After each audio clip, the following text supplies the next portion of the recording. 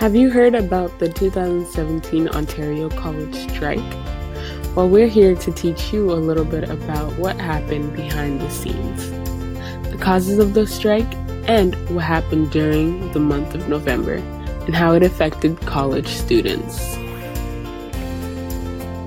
In November, the 24 Ontario colleges went on the longest strike in history. This lasted 5 weeks. In 1984, the strike lasted 24 days. In 1989, the strike lasted 28 days. In 2006, the strike lasted 18 days. And now in 2017, the strike lasts 35 days. This year, the Ontario Public Service Employees Union represents 12,000 full-time and part-time load faculty on fighting for a better work environment from the College Employer Council. The union fights for increased wages, better benefits, more full-time workers, and more say. During this 5-long-week strike, students were caught up in the middle with nothing to do but wait for the Employer Council's offer. While full-time teachers took up only 30% of the faculty, part-time teachers took up 70% of the faculty, and that was a huge problem. This just shows that the council just wants to put more money into their pockets and to rotate new teachers into the schools every year, when they could be giving teachers a more permanent position, giving better wages, and giving students more access to their teachers when needed. Finally, November 14th, the council decided to have a forced vote for only some of the demands. Council agreed to give better job security, a 50-50% ratio of full-time and part-time faculty, more academic freedom, and a 6% raise. But that wasn't enough for the union. Now, because 3 contracts were denied, and for the sake of 500,000 students, the Ontario Labour Relations Board stepped in and put a suspension on the strike, and students were back in class November 21st.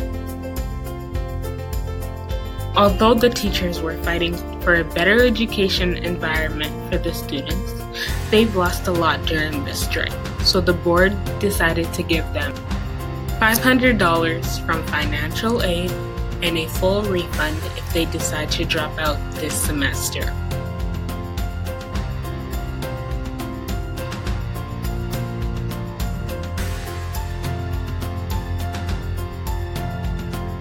For starters, more academic freedom for the professional teachers so that they can teach students the skills and knowledge to better their future.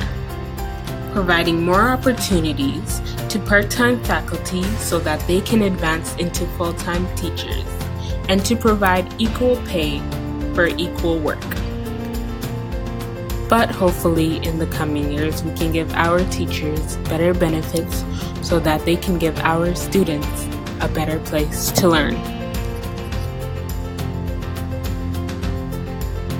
We learned that colleges had no plan going into this work stoppage. Collective bargaining didn't work at all this year or in 2006. So what can we do to ensure that another strike doesn't take away from us in the next 10 years? It should be clear now that since the very first strike, College Employer Council and the union have the inability to work together for the sake of the public. What should be done to ensure that the students' education isn't interrupted in the next few years? The College Employer Council should take the union under its wing so that they can make decisions together away from the public eye.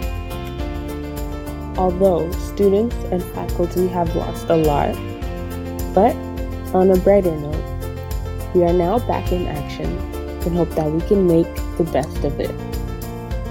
Thank you for watching.